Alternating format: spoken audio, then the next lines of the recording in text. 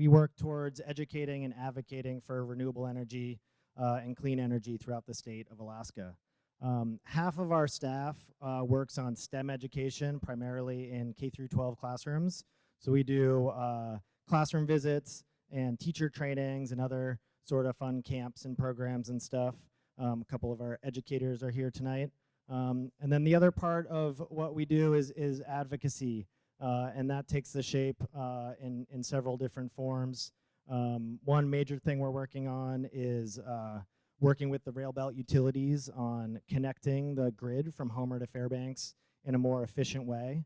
There's some exciting stuff going on right now that we're a part of. There's some legislation that was introduced at the end of last session that we've been working on, and there's some talks with the utilities on how we're gonna work together and kind of sharing electricity up and down the grid more efficiently. Some other advocacy work is financing that we're working on. A green bank is a major part of what we see as the future of financing for clean energy. Without grant funding, we think these green banks, which leverage private dollars or leverage public dollars with private dollars, is kind of the way forward for clean energy financing. We're also working in rural Alaska through the Alaska Wind Working Group and AEA program and the Islanded Grid Resource Center with some partners in Maine and Hawaii.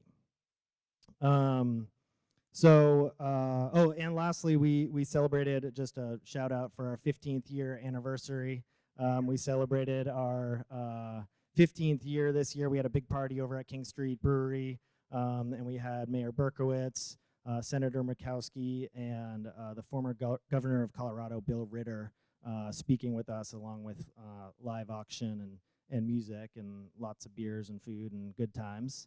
And we do have a few copies left of Bill Ritter's book on the shelf over there, or on the table. We are giving those away today if you give a $20 donation to REAP. So if you want to pick up that book, Bill's working on lots of cool stuff and has lots of really interesting ideas. So definitely worth a look. Now on to tonight's evening. We like to hold these public events. The speaker series is something that we've done for a couple years now, and we did one in the spring, and we're happy to do one in the fall. We're really excited to be able to offer these for free for you, and we couldn't do that without our sponsors. So I'd like to thank our sponsorship first. Our leading sponsors are BP and the Municipality of Anchorage Solid Waste Services. Supporting sponsors are the Denali Commission, Doyon, Chugach Electric, Siri, the Alaska Center, and the Anchorage Museum is an in-kind sponsor giving us this space. We have got a good lineup of events this season. So in addition to this, we've got 3 more events coming up every other Thursday for October and November. October 24th, we're hosting an event called Building a Clean Energy Economy. And that's going to be a discussion with Gwen Holdman of ACEP, Chris Rose of REAP, and Isaac Vanderberg of Launch Alaska. They're going to be talking about how they work independently and how they work together on enhancing renewable energy and clean energy in Alaska through different facets. So research, development, and advocacy. So that'll be an interesting conversation. November 7th, we're going to be talking about the Railbelt Electric Grid that I mentioned our work on. And November 21st, we'll be talking about tidal energy. We'll get an update from Levi Kilcher of NREL, and we'll have a ORPC representative there as well. We're also looking to hold an event in Fairbanks in November, so keep an eye out for details on that. One last housekeeping item. So thank you for making it here. We're in the atrium, which is a new space for us. The rest of the events are going to be on the 4th floor of the museum, so they're still free. There's a gallery space up there that they offer for events.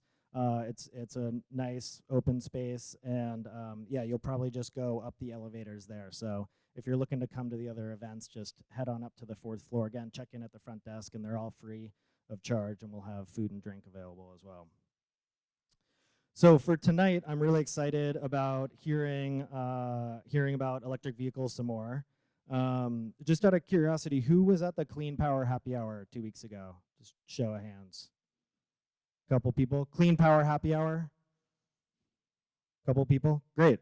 Well, this will be a great addition to that conversation. And you don't have to have been there to enjoy this one. But if you were there, this will kind of build off of some of what was talked there and dive into some more of the nitty-gritty.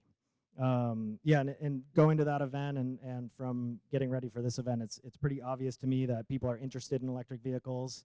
It seems pretty clear that electric vehicles are coming and headed our way. Everybody, all the major manufacturers are working on them. And some of the experts are saying that within 10 years, electric vehicles will be the only ones being produced. There will be no more internal combustion engines being produced within 10 years. That's maybe an accelerated timeline, but the idea is that it's happening and it's coming our way. So the idea behind this conversation is to figure out what we can do to be ready for electric vehicles, what we can do along the rail belt with the utilities to be prepared and be able to welcome kind of this new wave of energy, of transportation. So yeah, I'll just leave it at that, and I'll introduce our, we've got one presentation, and then we're gonna have a moderated panel discussion, and then we'll do a good question and answer session at the end of the night. So just hold questions to the end.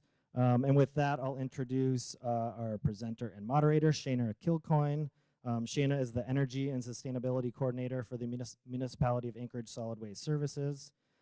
She was a lead part of the Climate Action Plan and has been working on electric vehicles for a little while now. And yeah, I'll turn it over to Shaina. So like Greg said, I'm the Energy and Sustainability Manager for the Municipality of Anchorage, and I'm based at Solid Waste Services. We're housing the kind of sustainability division for the municipality, and so Solid Waste Services is where you're going to see a lot of that energy come from. It really is a natural fit. Everything we do is related to sustainability as we work to extend the life of our landfill, and it's been really exciting being there. So why are we even talking about electric vehicles when we talk about climate change? Very clearly, you can see here 29% of our transportation is contributing to our greenhouse gas emissions. And in Anchorage, it's even more. We're looking at 53% of our emissions coming from highway motor fuels out of the whole piece of the pie. So the biggest place that we can make a difference is really in transportation. And that can be tough because we are wedded to our cars. Anchorage is pretty spread out and we're used to driving places. So we worked on a climate action plan last year, and we got the assembly passed that in May of this year. Can I see a show of hands for those of you who knew that Anchorage had a climate action plan? Oh, that's awesome. Really, really great. Yeah, this is really exciting. The municipality and Anchorage have tried a couple of times before to pass a climate action plan, and it always got thwarted. So this is a really exciting movement. We worked on this with the University of Alaska. They received a grant for the majority of the work, and this includes ways to reduce our contribution to climate change, reduce our emissions and pollution, and ways to adapt and prepare for those changes that we're already seeing that are due to climate change. Of course, this summer we saw record heat and wildfires, and if that's just a glimpse into our future, then we really need to work on reducing our impact and preparing for more heat and more wildfires. So we worked on 7 different sectors within the Climate Action Plan, and I'm only going to talk about land use and transportation, specifically what the municipality is doing in regards to electric vehicles and hybrids. So first of all, we're looking at our fleet. The municipality drives a lot of different vehicles during the day, and so we look at how can we finish our mission and save money for our taxpayers and save fuel. So one of the ways we're doing this is our police department just received 20 hybrid SUVs. So this was not a big decision. It just made economical sense when they looked at the savings in fuel that the police department is going to enjoy just by driving these. And in fact, out of this, these savings, most of it is from just idling. You see police cars all the time idling. They have to keep their equipment on. They have to be ready to go at all times. And so the majority of these savings are just from sitting and not even moving. It's actually really exciting. So we've got 20 of these, and each one is expected to save about 1,200 gallons of fuel every year. So if we just look at $3 a gallon over 6 years, each of these vehicles is going to be able to save about $23,000. And that's at $3 a gallon. So if prices go up, we'll be saving even more. We have a lot of vehicles within the municipality, and we're looking at where we can electrify, where we can save money. Electric vehicles are very efficient. So we look at our garbage trucks, and those are getting about 2.5 miles to the gallon. We've been trying to buy an electric garbage truck for a while now, and it's hard. It is an emerging technology. It's a big vehicle. It's also a loud vehicle. So if we can get an electric garbage truck, you will have to actually remember to take your trash out as opposed to hearing it come down the street and running outside, which I do regularly, to take your trash out. So there's lots of opportunities here. In fact, we also have an all-electric. It's the municipality's first all-electric vehicle, the Chevy Bolt. We've named it Sparkles. It's very shiny and pretty.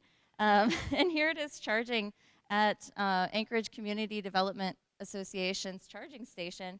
I don't know if you know that this is available, but it's at the garage on 7th and G. And when you pay to park in that garage, charging is free here. So it's really exciting. And so the municipality is looking at, okay, not just our fleet, but what else can we do? We see that electric vehicles are coming. What does that mean in regards to permitting? What does that mean in regards to planning and in regards to charging? So we're going to talk a lot about that tonight. Basically, the idea is that someday we'll be able to buy an electric vehicle in Anchorage and you'll be able to drive to Fairbanks. If you go to Fairbanks, you'll be able to drive to Valdez, you'll be able to drive to Homer and charge up along the way just like you do with gas. So I'm going to stop there for now. I did want to ask a couple of polling questions of you, and it almost makes me cringe to ask this, but if you'll take out your phone, this is an interactive poll that we're going to do, and if you could just go to menti.com, it will ask you to plug in a couple of numbers. There's a code here at the top.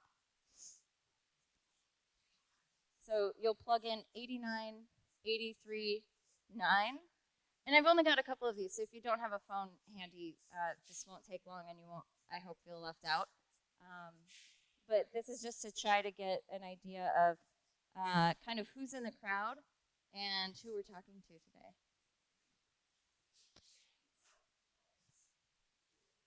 The code again? So it's menti.com, MENTI, and then you put in 89, 83, 9. Is it popping up all right? Yes. I guess I assume that because you're here, that you want to own one. So it looks like the vast majority of us do not own an electric vehicle. Show of hands, do you want to own an electric vehicle? Thanks, Tony.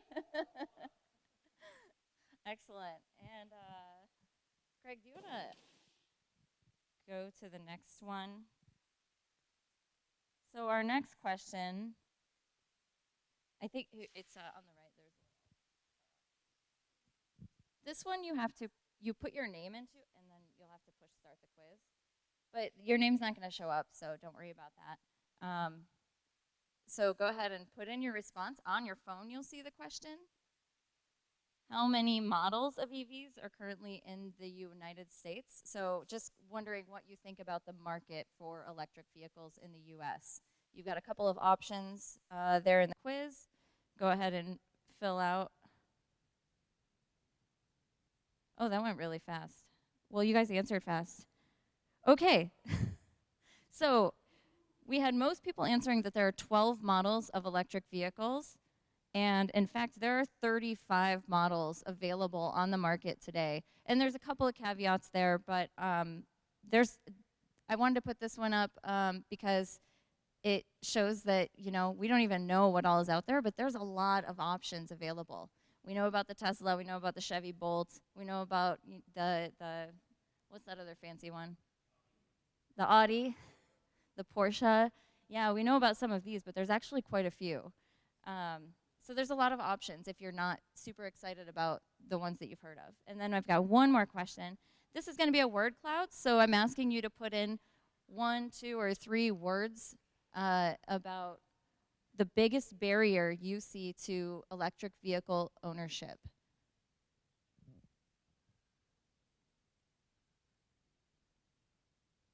and it'll start popping up.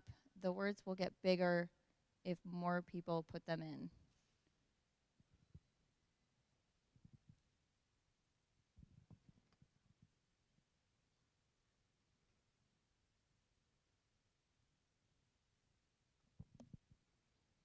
Okay, so cost. This is good. Cost, range, and charging are really going to be the main ones. And that's pretty much the order that we thought that they would be in. Cost, I think people are thinking the initial cost of the vehicle. And then we're going to talk a lot about charging today, so I'm glad to see that up there. Okay, thank you for indulging me. I appreciate it. I'm going to introduce our guests now, and I don't know, you can do whatever you want with the. Okay. Thank you again for participating in that.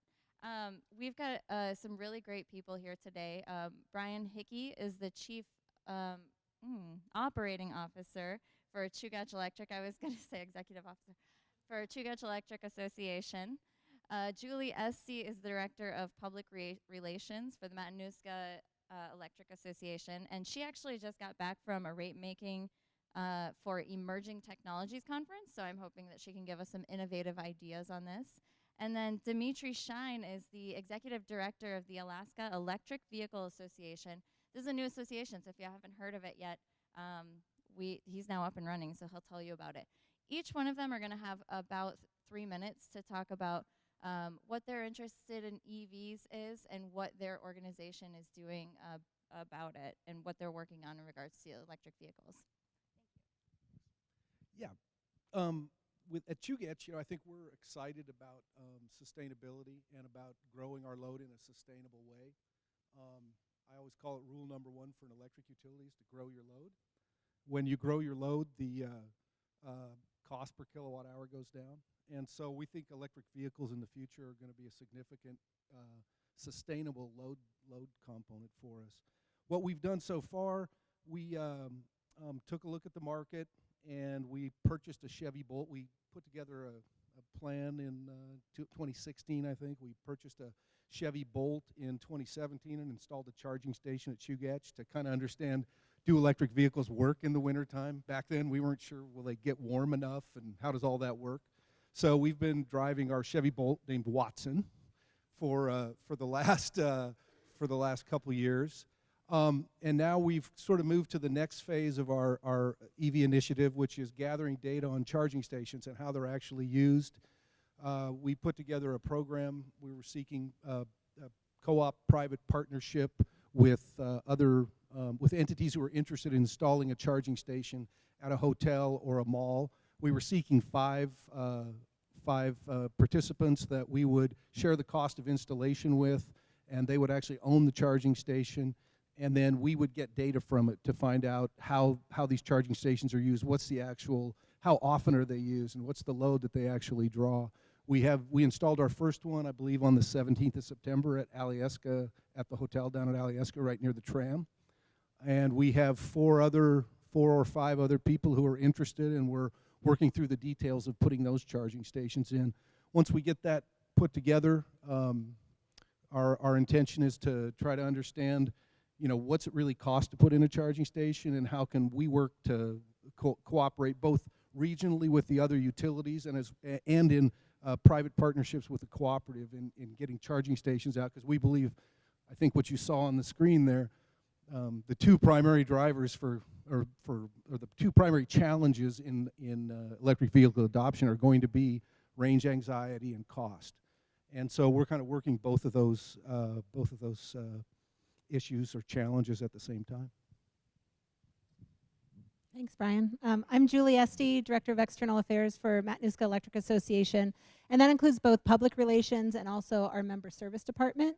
And actually, the work that we're doing around electric vehicles is focused on my work with member service. We're very much seeing this as a member service. This is something that we've been hearing from our members that they're interested in. We've seen it coming from the lower 48 for years, and so how can we get ahead of this technology? I'll be the first to say I'm not an expert on electric vehicles. There's probably far more experts here in this audience, and there's a few of them. We've got Josh Kraft, who's our grid modernization manager, who's been doing a lot of work. If I need to phone a friend, he'll be my first call. And then we also have Ed Jenkin in the back. He's our director of power delivery, and so we're all working as a team to look at what this means for MEA. We've just spent the last few months surveying our members. It was an informal survey, not scientific, but we did it through Facebook with some incentives, and we found out pretty much what you guys showed us here. I mean, we have 52 of the 800 people who responded to our survey actually have electric vehicles. And the people who don't have them, the biggest concern is range anxiety, cost, and winter performance. So those are the same things we heard here. We're also just trying to figure out, as a member-owned cooperative, what MEA's role should be in this space and what our members want from us. How can we solve some of the problems, but what really is the role of a member cooperative? And as Shaina mentioned, I was down in a rate making, which is a total nerd town for people like me, but looking at how we can innovate and what are some rate designs around innovation in the utilities. So we talked about battery storage, net metering, and all kinds of things. But one of the things that was very stark to me there is we're kind of a different animal up here. We're cooperatives. A lot of the rate design principles that I heard at the conference were all investor-owned utilities. And there are different motivations, there's different levers that we have as a cooperative versus an investor-owned utility. One of the things we don't have are profits that we can use to invest in this innovation. So what we have instead are very narrow margins that are owned by our members, and so we need to invest those very judiciously. The other thing that's different about a cooperative here in Alaska is that we're regulated. A lot of the cooperatives in the lower 48 are actually non-regulated because they have member-voted boards. And so the fact that we have a Regulatory Commission of Alaska that is also helping us make sure that the rates that we make are sound is another kind of different animal. So it's been interesting looking through our unique lens at the different options and realizing, again, the different levers that we have. And that's not to be said as any sort of excuse, but I think it's an important part of the conversation as we look at solutions, the options that we have. And really for MEA, as we look at what our role should be, we're looking at it through a lens of beneficial electrification. And a lot of you have probably heard that term. We're not out there trying to grow load and hawk like tanning beds and hot tubs. I mean, that's really not our goal as an electric utility. Our goal is with beneficial electrification, how we can offset energy costs used from non-electrical use towards electrical use that could be more efficient for our members. Many of our members drove to Homer recently. I can drive to Fairbanks, and the issue is that not that can we make it to Fairbanks, it's just how painful and how much camping do you want to do while driving to Fairbanks. Something that normally in lower 48 or in Canada takes just half an hour charge, in Alaska would take an 8-hour charge because there is no charging infrastructure developed.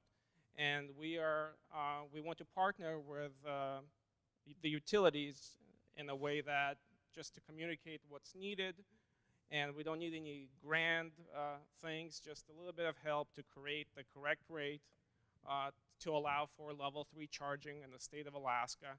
And once we have the correct tariffs that reflect the reality of this new technology, and once they reflect the reality of how the technology is used, we can see private businesses step in, like Electrify America, Tesla, other business owners can buy and install fast chargers. So yeah, that is the basic idea of our organization, and we don't just focus on Anchorage or Matsu or Homer. Our idea is that we represent all EV drivers across the state of Alaska. We care about someone in Fairbanks being able to get in their car and efficiently, effectively, safely drive from Fairbanks to Homer in one day. Right now it would take 5 days, probably, but we want it to be one day, like a gasoline vehicle, because that's what an EV is designed to do. Current EVs have over 300 miles of range. It's very comparable to a gasoline vehicle, so if we simply install the correct chargers, which the state of Alaska has the money now from the Volkswagen settlement. So the money is there. We just need to correct some of these rates and make them reflect the current reality, and we can have amazing new technology that can grow everybody's load. And everyone will be happy, beneficially. So that's all I have. Thanks. Okay, thank you, everyone. So we're going to do just some conversation up here, and then we'll open it up to questions in the crowd. And I wanted to kind of, Dimitri, you started talking about rates and tariffs, and I want to back up just a little bit. We've got a crowd who, a lot of them want to own EVs, but don't yet own them. And so some of these first questions are going to be probably more towards you. I'd like it if you'd talk just a little bit about what it's like to drive an electric vehicle, talk about handling and maintenance, and how you charge. If you could kind of start there, I think people would want to get an idea of that. Okay, so I charge like for simple 220 plug, like for a dryer, for example. It's something like that. And I plug my cord into my plug, and it charges overnight. It usually if you want to go from 0 to full charge, it will take you overnight, probably 8 hours to charge all the way up. What's nice about an electric vehicle is that there is no exhaust. Like when my car is in the garage, I can just get my app and warm up my seats and get the temperature in there just right. And then I load up all the kids and I drive them to school just like any other car. That's pretty much it. The only difference is that you don't have to go to the gas station. So around town, if there is no challenge of, for example, I'll tell you an example of what it's like to drive to Homer. I drove to Homer last week, and I got up 2 in the morning, and I drove to a wonderful place there. It's called Brew at 602. I got there about 5 in the morning, and my battery was to 30%, and there's some level 2 chargers, which are not fast chargers. And because of the lack of fast chargers, I crawled into my car, and I slept in my car for 5 hours. And then I crawled out of my car and went and had some waffles at this wonderful coffee shop, and then I proceeded to drive to Homer. I got to Homer, and there was an event to open up a level 2 charger our organization was involved in installing. And after a couple hours of mingling and giving test rides to everybody in the car, I headed back to Soldotna, and I got to Soldotna, and I plugged in to the charger again, and I crawled back in the car and went to sleep for 6 hours. And then I got up at 11, and I drove home, and I got home at 2 in the morning. So it was a 24-hour trip, which, having a correct, fast level 3 charger would cut that trip down to by 11 hours. I could be home 11 hours earlier. I would not, and it's a wonderful location, but there's some, at nighttime, some kids pulled up, and I think they were doing some kind of deals, and I got very nervous. I was like, is this how my life is going to end? And my electric vehicle in the back of it in fear. So this is why it's very important that we get level 3 charging in Alaska so people can enjoy their electric vehicles and just drive them like normal cars. What would that trip have looked like if there were level 3 chargers on the highway? Yeah, I would have left home, say, not at 2 in the morning. I would have left home because I had to be in Homer by 1. I would have left home, at 11 or so, maybe 10 in the morning. I would have got to Soldotna around, 1 or whatever. I would have charged for half an hour, and I would have proceeded to Soldotna. I would have charged on the way back for half an hour, and I would have been home by 6 in the evening, So yeah, that's why charging is important. And so I'm wondering if, and Brian and Julie, I'll ask you to jump in here too. If you could talk about what it's like to drive an electric vehicle, how it handles, especially in the winter. I think a lot of people are wondering about that. There's still a lack of models with all-wheel drive for all electric vehicles. And then, what was the other thing I was going to ask? Maintenance. If you have an electric vehicle, Watson, and then Dimitri, what you've seen for maintenance. We know that there's less parts, and we've heard that there's less maintenance. So I'd love to hear from you. Yeah, I've driven Watson around. It handles great. I'm amazed at how big this Chevy Bolt is. It doesn't look that big from the outside. And I'm a pretty big guy, but it's comfortable. The heater's great. It's instantaneous. Turn the heat on, and the car is warm. You don't have to wait for it to warm up.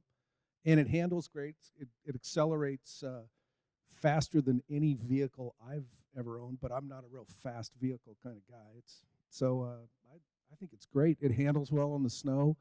I don't believe, and I should have looked before I came down how many miles we've got on it now. Any employee in the company can check it out and drive it around, so I'm not sure how many miles we have on it, but I don't believe we've done any routine maintenance on it at this point. So that was our experience with it. Did you want to add any? You're good. I see Watson at Coots sometimes. No, I'm just joking. No, I think like the thing is like it handles just like any other car. If you wreck your vehicle, it is probably a little bit more problematic to get replacement parts because there are lots of parts and they're not as readily available. So I think it would be probably like similar to wrecking like a premium vehicle here in town where they have to order parts. So that's one downside. Yeah. And I'll answer for our Chevy Bolt. We've only got like maybe less than 4,000 miles on it, I think. It's been handling really well. The batteries are low, so it rides low, and the Chevy Bolt is very smooth, even in the winter. And we've had zero maintenance on it. We've had to take it in to get windshield wiper fluid. Yeah. And to add, I mean, MEA does have a hybrid that we bought in like 2011 or 2012, and so it's a Chevy Volt. And I will say, I think what I will say about our Volt is that I think that the technology has come a long way. And so stories you may have heard about electric vehicles or hybrids back in the 2012 era, my understanding is things are moving along better. And I think that is some of the misperceptions that people have about electric vehicles are stories from some of the earlier models. Our battery is degraded significantly, but I've heard that they have solved that issue. And so don't base your perceptions on 2011, 2012. That's a long time ago now, even though it seems like just yesterday. I think that is one of the things that I would pass along. And I'm going to open this up. I'll prime it by saying that most electric vehicles are getting over 100 miles per charge now. The Chevy Bolt is 238 miles per charge. The Tesla Model S, I think, is like 330, around there. Three what? Oh, 370. Wow. Yeah. So everybody buy Teslas. So that being said, and I will say that you definitely lose range on cold days. You're using more of your battery to go towards heat, of course. So that being said, what are your thoughts on how many level 3 fast chargers we would need on the rail belt from Fairbanks to Homer?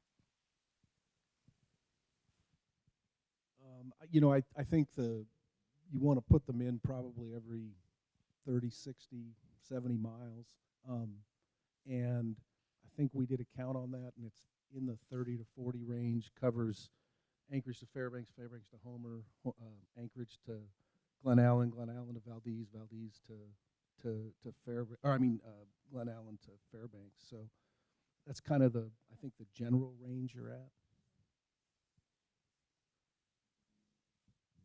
Well, I heard Dimitri talk at the Clean Power Happy Hour. He said even if every utility put in one, it would be a significant difference. And I think, you can't assume that everybody starts at full charge at the same place. And so I think you do want some redundancy. I think also something to think about is at the outer edge of the service territories, the reliability, the grid isn't as redundant.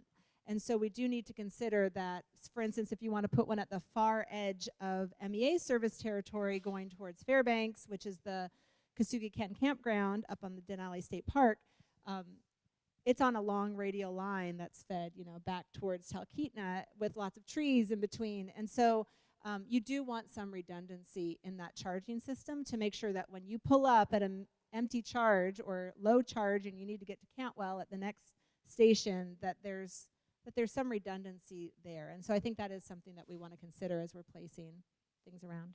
Dimitri?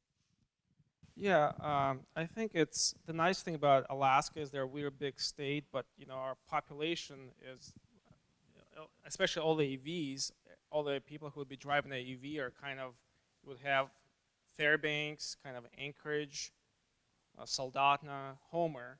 So you can solve this lack of charging situation pretty rapidly and at very low cost. And again, there is already state funding available for these chargers. And again, level 3 chargers are more expensive, so they're like $50,000 a piece plus some additional transformers and things that would need to go in. But literally, if you put a fast charger at Healy, a fast charger in Willow, a fast charger in Anchorage, fast charger in Soldotna, you have just covered like 99% of EVs.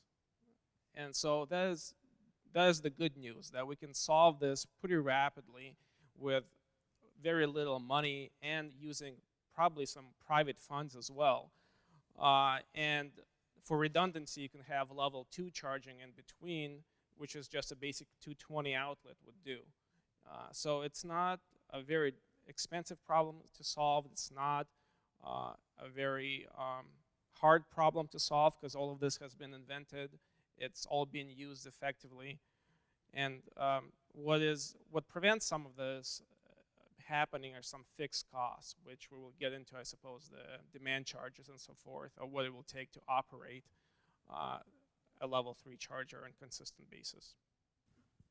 Well, let's just jump into that. We've heard that level 3s are really the crux of kind of opening up the road system, but we refer to demand charges as one of the barriers. And I don't want to assume that everybody knows what a demand charge is. That would be crazy.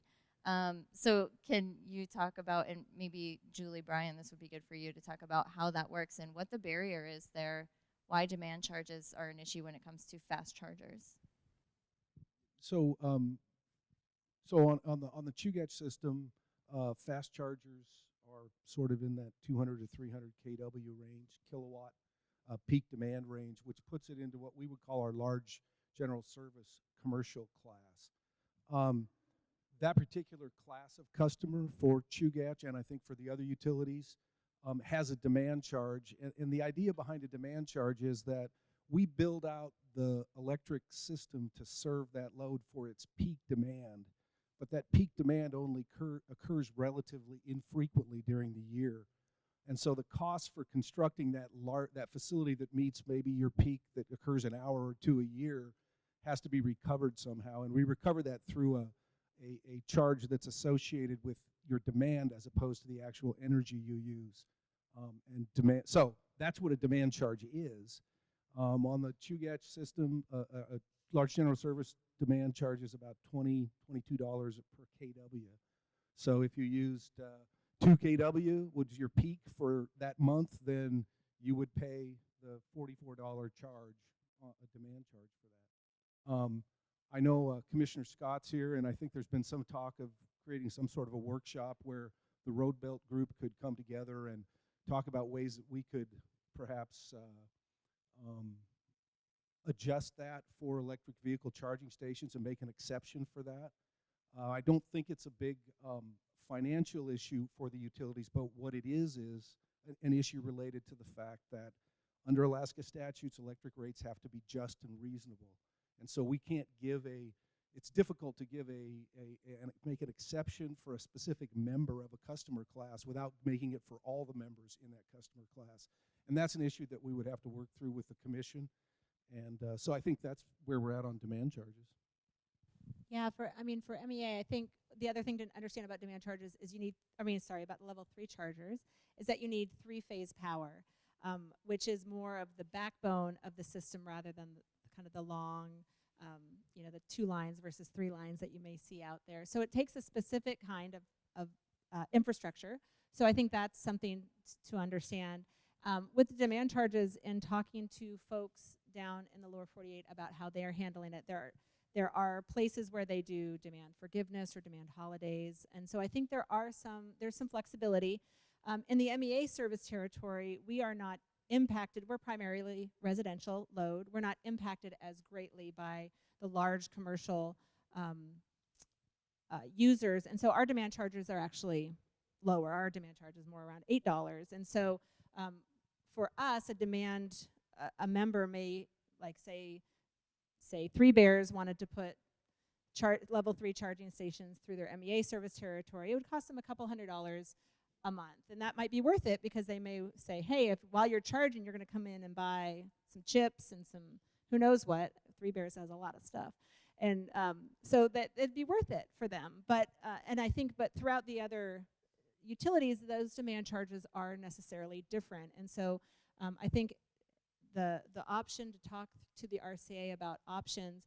There's other places in the lower 48 that are doing demand charges focused on beneficial electrification. So that's where they stipulate that holiday is if you are providing a service to your members that allows them to reduce their entire energy charge, EVs, battery storage, heat pumps is another one, then those demand charges get instigated. And so these are all really interesting conversations that I think we are all ready to have to try to solve this issue.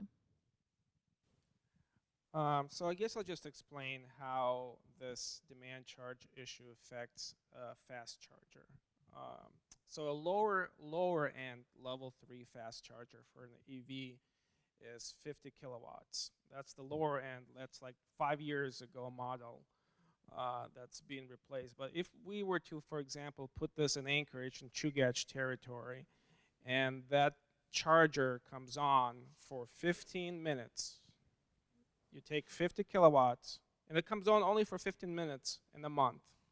Just 15 minutes in a month. You multiply 50 times 20 or 21 or something like that, and it's over $1,000 for that charger being on for 15 minutes. So that's where we start talking about, well, what's reasonable? What's really happening here? Is this 15 minutes really fair? Is it really impacting Chugach, or sorry to pick on Chugach, Homer Electric that much? So that's where we get into start talking about these demand charges. MEA is better. MEA is just around $10 or something, 9 something. So 50 kilowatts comes on, it's about $400 for 15 minutes. So that's where it becomes, it's still an issue, like $400 for 3 Bears and Healy. Like, they're gonna say, we're gonna pay $400 a month for a customer to charge one time. Like, that's how many EVs we get through Healy, maybe 1, 2, 3, and we're going to pay $400. There's no way we're going to recoup this $400, and that's what prevents 3 Bears from putting in a charger. So our proposal would be pretty simple. Like, for example, for like MEA has no demand charges on their single phase service. So I can hook up 5 level 2 chargers, 10 kilowatts each, and draw 50 kilowatts, no problem.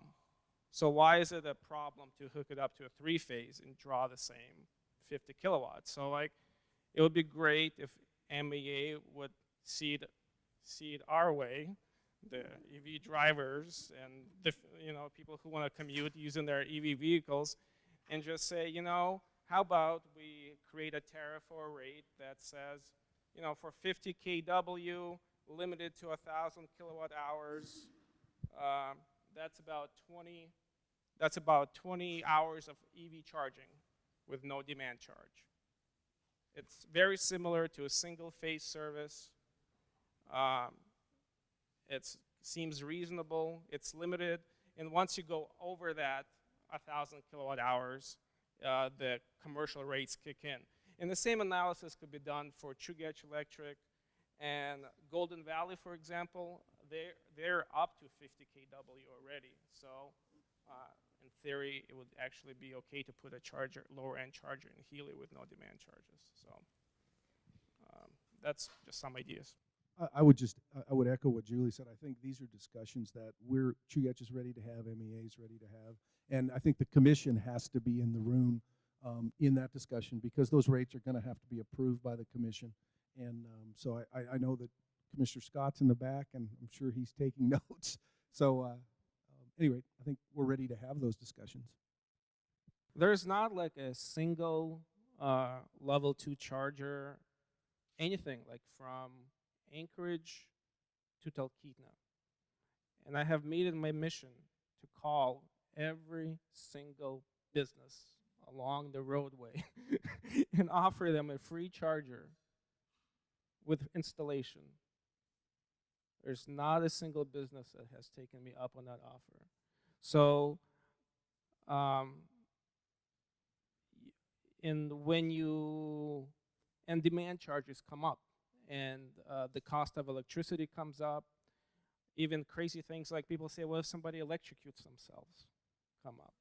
So there is a lot of education and a lot of work that needs to be done before we have competition. Like, you can see competition happening in Anchorage, but just along the way to Fairbanks, it's going to be problematic. And I know Tesla was up here just this week talking about they are very motivated to help us get our charging stations up and going, and even offering free charging stations. I mean, as far as the equipment, they only serve Teslas, so that's a limitation. But I think it's starting, and that's the exciting thing that we see is it's starting. And hearing in the lower 48, people talk about there's a whole culture around charging. There's like dog parks where you go exercise your dog and charge up, and the bookstores over here, and it's happening down in the lower 48. Of course, most things happen a little faster there with the population, but we're definitely ready to have those conversations. As Shaina mentioned, she's been bringing together a group of utilities and other stakeholders around how do we start moving down this path. There's funding available through a VW settlement fund that AEA will hopefully soon release that we can start utilizing. So we are actively trying to help our members solve this problem. I think if you look at it, if you kind of break the challenge down into a couple parts, you have the cost associated with resolving the range anxiety. There's things that utilities can do directly to the point of working on our tariffs. There's a tariff related to, Chugach has a tariff tariff number 7 that says that we can't sell people cannot sell electricity that they buy from us. And I believe that's because there's an Alaska statute that requires that. There's some changes that have to be made there, or you can go to a different way of solving that problem where maybe you have a flat rate for up to so many kilowatt hours of charging, and then another flat rate if you use more, and a flat rate above that, kind of like you do with your data plan for GCI. But there are things that we can do directly, but there's also a lot that we can do working with other utilities and stakeholders collaboratively. And I think Julie's point, the Road Belt Group is, I think, going to try to develop a regional plan to install these chargers, and hopefully we can use some of that VW settlement money to do that. And so I think there's educating our members or things that we can work collaboratively with other stakeholders and utilities to get some of that education out there, because cooperatives are one of the 7 cooperative principles is member education. So I think there's stuff that we can do along there. Yeah, and I'm going to reiterate what one of you cooperatives said in the beginning, which is that cooperatives can't develop a rate that is special. They can't give somebody a discount without offering it to everybody. And so their concern is if they eliminate or reduce those demand charges, they need to make sure that other people are not paying the difference. And I think that's great. And then the other piece of this is that electric utilities will also, if you put in fast chargers, people are going to still do 90+% of their charging at home. And so the utilities, you're going to be able to sell more kilowatt hours, which is also good. So I think there's hopefully a sweet spot that we can find there that benefits everyone. I wanted to move on because we only have a few more minutes before we run to Q&A. And we had a couple questions about the utilities' role in not just these demand rates, but what about any other incentives? Or you can go back to rates, of course, if you want. But I know Julie's been thinking about this, and Dimitri had a couple of questions about this. There's a lot of different structures in the lower 48 to help members meet their desire to have electric vehicles and drive along the grid. So I'm hoping you could just chat a little bit about that and what you see your role is.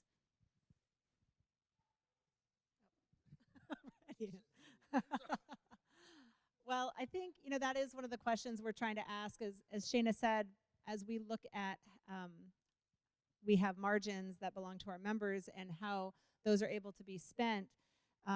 One group can't be subsidizing another group. And so we need to be very judicious and creative in how we make this happen so that anything that we do shows benefit to the rest of our members. And I know one thing that's been brought up to me a lot is time of use rates. Can we do time of use rates? Why isn't that happening here?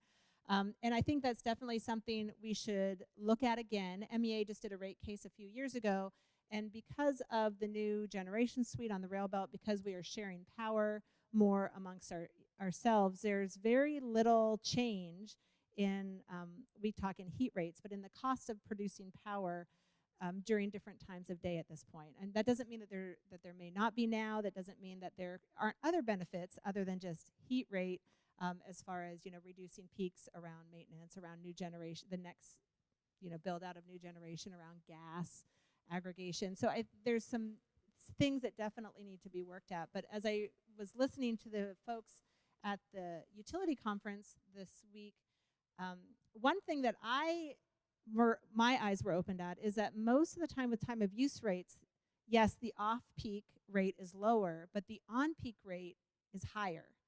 And so that's doing more of a cost-based rate. So it's not just that you get a discount if you charge at night. It's that if you use power during the peak hours, you're also paying more. Like there was the Colorado utility, it was 3.5 to 1. Most of them are 2 to 3.5. So their off-peak rate was 8 cents, but they were paying 28 cents during on-peak. And to me, 28 cents in Colorado just seemed shocking. But so it's a good conversation to have, but I think we need to have that conversation with our eyes wide open. It means that we're shifting more towards rates that are very much more focused on what the costs are to make that power during that time. Right now, it's more of an average. We take our total revenue requirement to make the power divided by the kilowatt hours that we expect to have, and that's the rate that we propose to the RCI. I mean, that's very oversimplified, but a time of use rate would adjust that, and that comes with benefits, but it also comes with trade-offs. And I think as we have that conversation, that's just something to keep in mind. It's not this kind of golden egg that is ripe for the taking. It's going to take some conversation and some real understanding of what that means. Yeah, I think what I just like to add is that, when the street light was invented, the electric utilities took notice. And I was just looking at the rates. There's like 10 tariffs for a street light. There's like a street light with a wooden pole, street light with a metal pole, so there's like 10 different tariffs for a street light. So electric vehicles are a big deal. And what's happening now, they're getting pushed into categories that they're not. They're not a large commercial service. The overall load on the system is very small. It's intermittent. And if we really analyze what it is, I'm sure we can come up with a rate that allows for us to have level 3 charging, fast charging on the system at rates that don't prevent installation of charging infrastructure in the state of Alaska. And from MEA's perspective, I mean, Dimitri has excellent points. Right now we're working with our current structure because that's what we have. And that's why we need to start having these conversations and doing the analysis and making decisions with eyes wide open about all the costs and benefits of what we're doing. But he makes excellent points, because that's what we're doing. We're force fitting into what we currently have. So we're looking forward to extending and expanding that conversation. So I've been directed to move to questions from the audience, which I'm really excited about. And I don't know if, Greg, you want to help with the microphones? If you have a question, just raise your hand. You got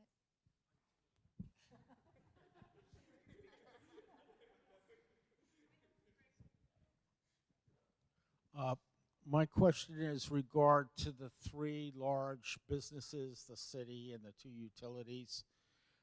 Could you please state the number of vehicles that you use and the percentage of vehicles that will have a plug-in capability for each of the 5 years between 2020 and 2040? With regards to the city of Anchorage, they've been, since the load will be shifting from vehicle pollution to electrical production, electricity production, or is the city going to continue its vehement opposition to wind power when Chugach takes over supply of the power supply, or will it support purchase of more power, wind power from Siri? And with regards to the EV dude, how about do those offers of free installations include metering so that the commercial operation can charge the EV user for the power they consume? So that was a lot. I'll start, and I'll try to be quick here. I'm going to stick to EVs as much as I can. We are looking at our fleets. We drive a lot of vehicles. What I'm doing right now in our office, we're trying to do an assessment of what vehicles we have in the municipality, so we can start to identify what ones it makes sense to switch over to electric, where will we save money and reduce emissions. I'm going to push it to Brian on the emissions. These have no tailpipe emissions, but they do use more electricity than you would otherwise use, so we need to account for that as well. And I believe Sean Scaling, I believe he said 60% reduction in the electricity emissions versus combustible engines, our traditional cars. So we're looking at a pretty big reduction. Is that correct? Yeah, I would say that's correct. You know, we primarily generate electricity with natural gas-fired combustion turbines, and they're. I'm sorry, currently we generate most of our electricity, about 80% of it, with natural gas-fired combustion turbines, and they are considerably more efficient than internal combustion engines, and that number is somewhere between 40 and 60% that you pick up. So you do reduce emissions significantly. We also operate those in combined cycles, so we use the waste heat out of the stacks of those gas turbines to fire steam turbines, so we get more electricity out of them. So they're, and then we have hydroelectric, which obviously has 0 emissions. So we have, and the wind power. So it is a much more efficient way to run the system. And there were a lot of questions in that. Oh, the fleet. Let me go. So we are looking at electric vehicles. You know, there aren't a lot of SUV type electric vehicles, larger than SUVs. I'm sorry, I'm talking. Yeah, I'm saying there are some of those in our fleet, but a lot of our fleet are larger, more heavy equipment, which isn't in that realm right now. However, going back to what's happening right today at Chugach, we've put our fleet acquisition on hold until the acquisition of Municipal Light and Power is complete, so that we can kind of look at the two fleets and understand what they have and what we have and what we need to actually replace. But in that 2021 budget, we will be looking at the ability to replace some of those smaller vehicles that we use with electric vehicles. And at MEA, we only have 2 or 3 that are really just kind of a pool of transit vehicles that we can use. Most of what we use are trucks, and I definitely have, especially these 2 guys, eyeing the rumored F-150 and the rumored Tesla pickup truck that's supposed to be announced towards the end of the year. So we'd love to understand what those are and their capabilities. I mean, since we are a critical infrastructure, we need to have the vehicles that are able to go where we need them to go. But we're really excited about what we're hearing, especially about the F-150s. So more to come on that. But currently, we know nothing about like the large bucket trucks, which is really what does a lot of our mileage between pickup trucks and the bucket trucks. So more to come as the technology improves. And I think he had a question for you. I was just going to add, how cool would it be if MAA had like a big electric monster truck, and Chugach had Watson and Sparkles, but MAA is like cruising around on yeah, like that would be awesome. About the chargers. So what we do is we get you a free charger. It's a level 2 charger. We pay for the installation. We fundraise and we pay the installation. So typically you're looking at a $3,000 to $5,000 property improvement. Now, if you're in Wasilla or Talkeetna, any place, you can maybe somebody will come and charge for an hour passing through town. So you're looking at maybe at $10 of electricity. So for you to install like a billing system and credit card reader and so forth, and like, you know, it's gonna cost you like $400 in service fees just to operate the darn thing. So there's no meter. People come in, plug in.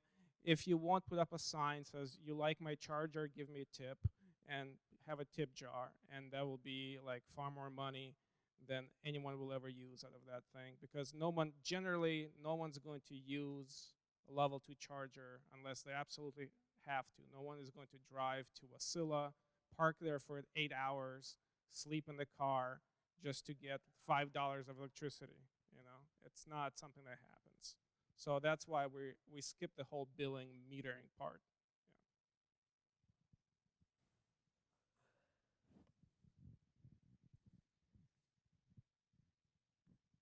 Thank you. My name is Tom Harris. I'm CEO of a village corporation in the Valley. We placed a micro-combined heat and power system in our building. And as a result, we've been able to reduce our electrical costs for the building by about 90%. And to give you an example, that took a utility bill in February from $4,500 a month to $200 a month. We're now looking to put in chargers for our members, but we're looking for guidance on how to do that. And if we did do that, would we be running in violation of utilities if we were to sell that utility or that charge to our guests? So that's a question for the panel. How does a private enterprise where we have our own generation system, and for discussion purposes, our cost of gas for the year went up $500. Our savings were in the $36,000 range. I believe, so I'm not a lawyer, and I'm not a regulatory person, but I know that under 4205-381, the definition of a public utility is an entity that owns plant and uses it to distribute electric energy. And I believe that there may be, you would want to look into whether you would be regulated as a public utility in doing that. I'd want to know that answer if I were you. I know that on the Chugach system, we have a tariff that prohibits you buying electricity from us and selling it to someone else if your meter was installed after February 1st, 1973. What's important about that date, I don't know. But I believe that there is a statute that prohibits, in 4205, that prohibits the sale of resale of electric energy by non-utilities. But that's something that you'd want to research if you were going to do that. I can't tell you the answer to that, but that's a question that I would want to get an answer to. Well, I think you could charge a person a flat fee to park in a place and plug in. You can't sell them kilowatt hours of electricity. You could charge them $50 to park there for an hour, but I think you couldn't meter them and sell them electricity, but I believe that's the case.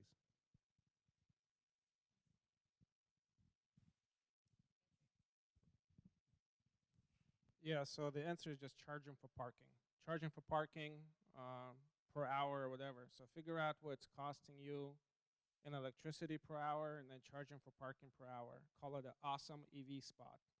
and just charge for that.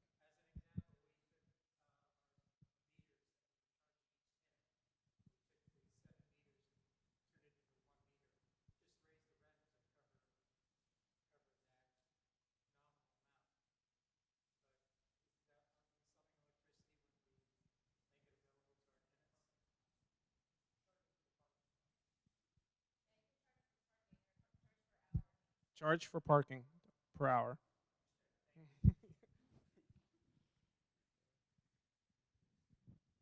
Well, thank you so much. And at our house, the meter goes both ways. We've got solar panels, and that was kind of the reason we did that was because we're going to get the electric car. We've now had the Leaf for a year. And so I just wanted to mention that for 3 months, our electric bill was $15 a month. And so that's driving for free. And the other thing that I really thought just lately, you know, thinking about possible volcano, I don't drag in any air to burn. Can I add a question to that? About, can you guys, the utilities, talk about vehicle to grid stuff? Have you guys thought about that? Have you looked into that? And what's the possibility of that coming online? Oh, I'll just say I wouldn't want, if I have a electric vehicle, I wouldn't want my battery degraded with back and forth charging. I don't think it's wise. Other people might have other opinions, but generally, people buy an electric vehicle for purposes of driving, and I think there's other solutions like power walls and etc. that could be used just as effectively or better. But I will let the utility folks explain.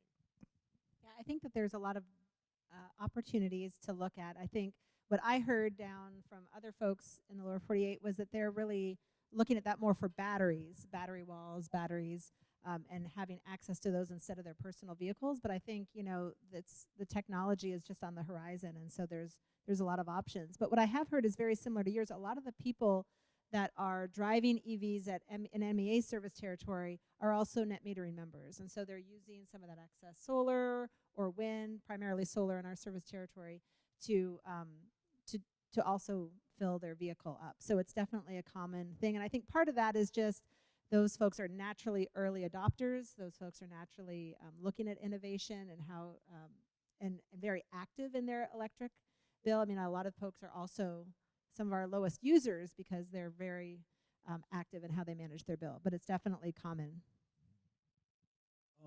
I think from a system perspective, once electric vehicles are adopted as the majority of vehicles out there, so there's a lot of batteries out there, there's a place for some sort of a rate, much like an interruptible rate that you might have with a large industrial customer, where you might use that. If you had the two-way communications to each of those locations, you might be able to use that battery capacity and provide those people who choose to let you use that battery capacity at certain times. You could actually create some sort of a system battery out of it. But I think that's way down the road. We've got to get enough batteries out there to actually make that a viable thing, and then you have to have the communications, the two-way high-speed two-way communications to make that functional. But I think there's probably a future there. I'd add that I'm pretty excited about this. I think it's really cool. Why not use the battery when you're not driving to charge or put it into your building or whatever you're doing? And so I'm curious about a potential pilot project to park a car and be able to predict when your facility is going to hit its peak load and push in energy at that point to shave your peak and reduce your energy charges. I don't know if it's going to happen or be possible, but I'm pretty excited about it.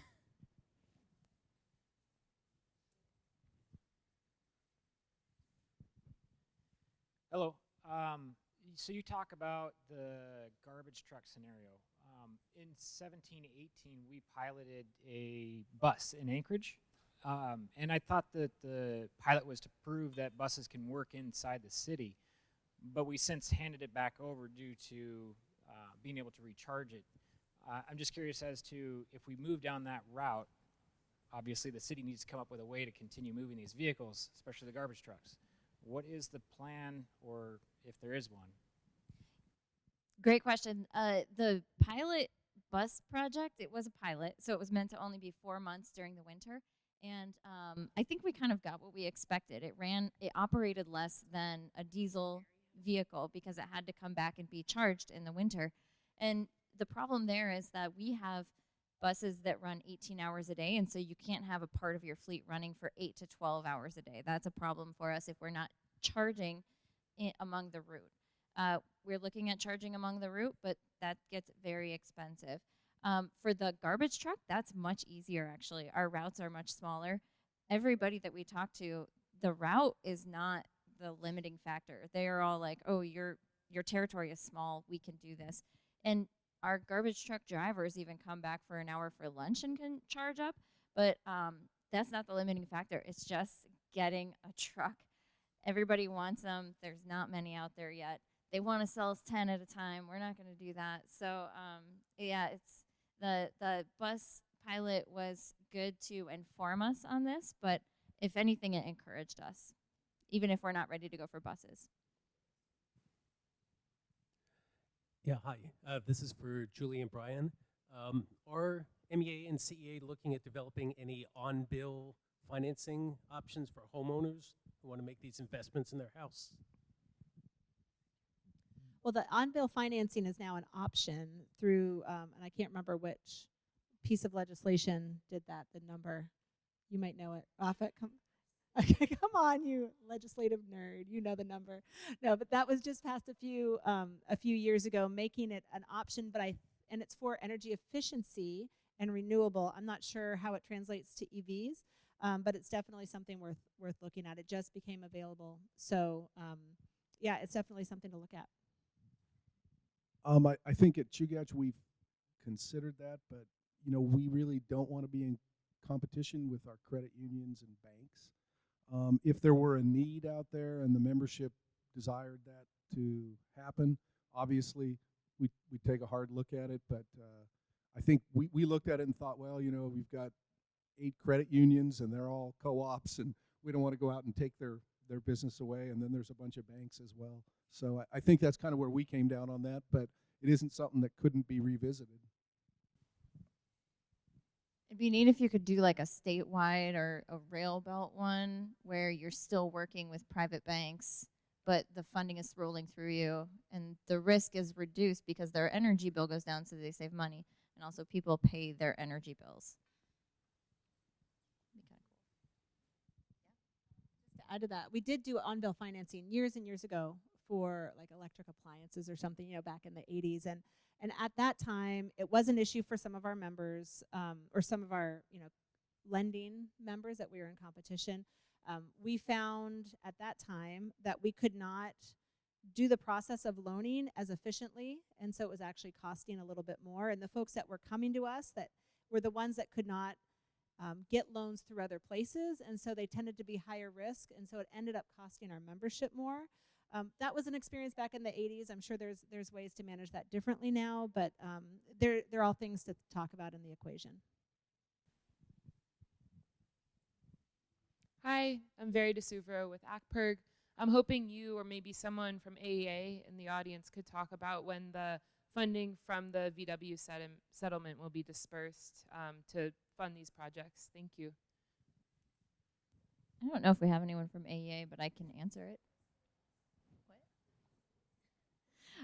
So there is Alaska Energy Authority, our state's energy authority, got $8.125 million in the Volkswagen Settlement Fund.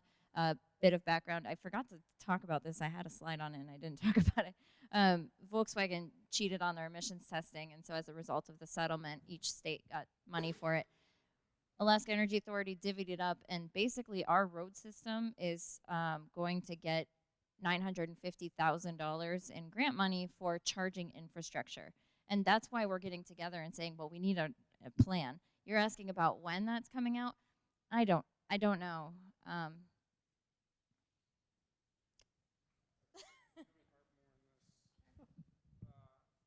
So yeah, so they're supposed to someone or everyone I talk to is working on a plan for this, and somehow all these plans get wrapped into that one magical perfect plan. And once we have that perfect plan, some of the money gets dispersed, or I don't know how it's going to go. So the issue with that is that we can make this perfect plan, like, oh, everyone says, well, you know, it'd be great to have a supercharger in Cooper Landing, but like when you start actually asking people, there is no one in Cooper Landing who wants to put a charger there. So, so the issue is that it'd be ideal if this money would start coming out for available projects, but it's not coming out, and no one knows when. And we did just talk to a representative from Alaska Energy Authority yesterday and really urge them to come up with a plan. It's definitely something that's a priority for us. We've been talking a lot about it. I think, you know, there was a changeover with some leadership with the administration, and I think that's probably caused a few delays as well. But we hope with our urging that it'll happen sooner rather than later. And maybe with your urging, if you'd like to urge Alaska Energy Authority. They're working on it. I think they keep trying to find the best plan. Yep. Yeah, Shaina, on those new electric police vehicles here, so did the city build a bunch of charging stations in order to keep those cars going? Did the city build some charging stations to keep those new police cars going? The police cars are hybrid, so they still run on gasoline, but they do have an electric motor, and so they save energy. You don't have to plug that one in. Our electric vehicle Sparkles, you do have to plug in, and we're just using a 220, and we just plug it in at the lot. So those aren't public charging stations.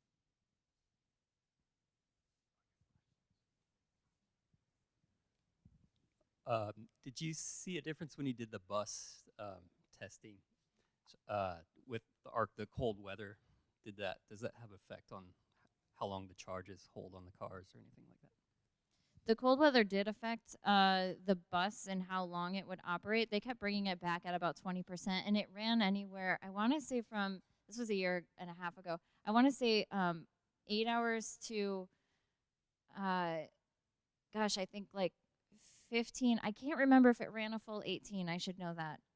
But the cold weather was the biggest impactor. It had to heat the cabin off the battery.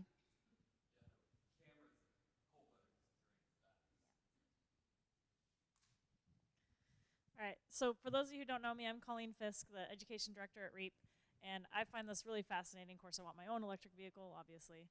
I just drove down to Homer and back for an education outreach, and I would love if I could do that in an electric vehicle and not have to get up at 2 a.m. to do that. And I'm curious, a couple of you mentioned about misconceptions that are going on, and I'm curious like what you're thinking about education. What are the major misconceptions that you're seeing about electric vehicles? What can I do to help with that education outreach around misconceptions? Anybody who'd like to share on that? Thank you.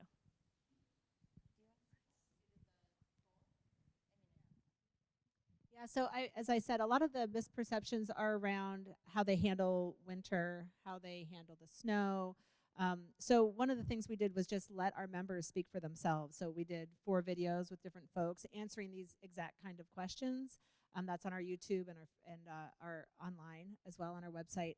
There was a transportation fair for the Matsu. We had one of our members bring their Tesla there, so people were able to sit in it, learn about it from somebody who was actually driving a Tesla, see how comfortable it was. There was little kids playing video games on the screen.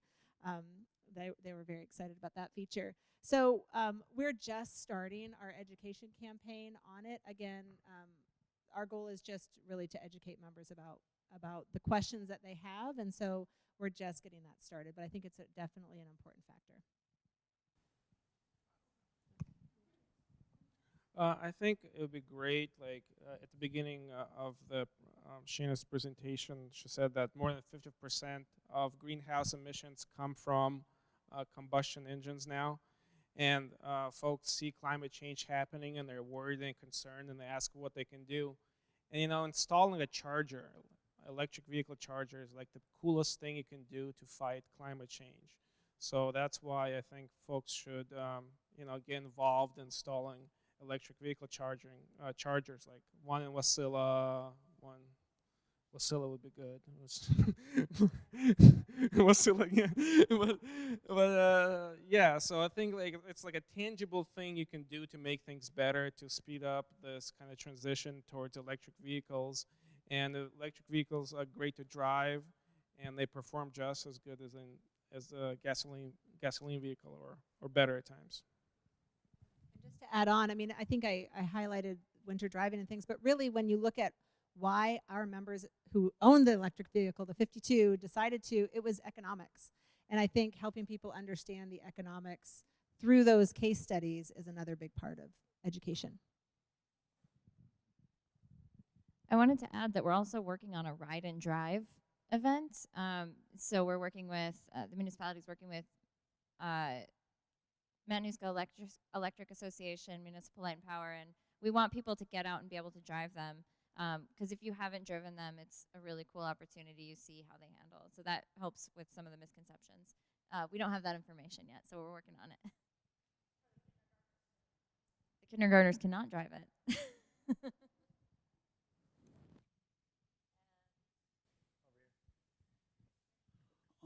One thing I wanted to mention about the charging is I understand that in several charging stations outside and stuff, they use used EV batteries to store electricity, so they don't have that peak, so they don't need the demand charge. It just but they do have to pay for batteries up front before that. So anyway, just wanted to mention that. And there actually is a charging provider that's working with Launch Alaska that has storage in addition to the direct charge. And so we've been talking to them about the possibility of what a pilot could look like in our service territory. I think we have time for maybe one more question. Last one. What percentage increase are you anticipating needing to provide for the electrical generation, and what plans are you making to either implement that in terms of your power generation or your grid capacity to transmit that additional power, and to provide clean power for the additional power over the next 10 or 20 years? I think that at this point, we've run some preliminary numbers, and in the near term, it would take a significant 10 or 15% penetration into the auto market in Alaska would result in a 7 or 8% increase in our load. That's probably reasonable in the next 5 or 6, 7 years. And those are not hard numbers. Those are kind of, I did some back of the envelope calculations. We just completed reconstructing the generation fleet in Alaska. Virtually all the utilities have new generation, and we sized capacity into that for load growth. So I would say that EV load growth isn't developed enough for us to integrate that into, wasn't developed at the time to integrate it into that plan. And the next tranche of generation will probably be built 15 or 20 years from now, and so we'll just have to monitor it as it goes along. And obviously, if it exceeds capacity, we'll accelerate those plans and bring in more generation. But it sort of this falls right at the beginning of a generation cycle, electrical generation cycle. And I think right now, each of the utilities is actually seeing mostly declining load growth due to either energy efficiency or weather, and I think we're still trying to define the different components of that. MEA is actually seeing an increase, or almost flat, a little bit of an increase in our load, but that's primarily because we're still adding new members. We're experiencing a period of growth. But our typical member used to use 696 kilowatts, and now they're using 650. And so we've seen the per member load decline. And so it's something that from a load perspective, again, it depends on the penetration of vehicles. As Brian said, we've just all built gas-fired, more efficient generation. But we are still open and negotiating constantly with independent power producers. And so while it may not make sense for MEA to build anything new, it does make sense if somebody can produce the power cheaper for us to buy it from them. And so that doesn't incur any additional capital costs to our members, but it allows us to reduce costs. And so part of it will depend on independent power producers and the market and what kind of costs and economics they can bring, but we're absolutely open to the entrance of economic renewable power. Yeah, and just to add to what Julie said, I think on the Chugach system, we've seen a 10% decline in load over the last 7 or 8 years.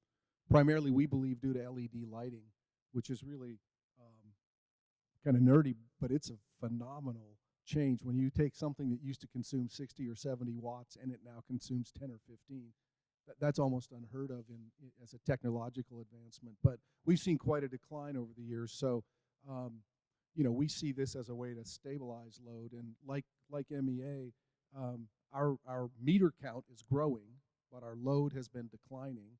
And I think our average customer used to consume 750 kW, the average monthly consumption, and now we're at 550. So it's been a significant decline over the last few years. We use 200. Are we wrapping up, Greg? Yeah, I think that's about it. Thank you all for coming out tonight. A reminder, October 24th is our next event. It'll be on the 4th floor here. And yeah, thank you to our panelists. Let's give them all a big round of applause.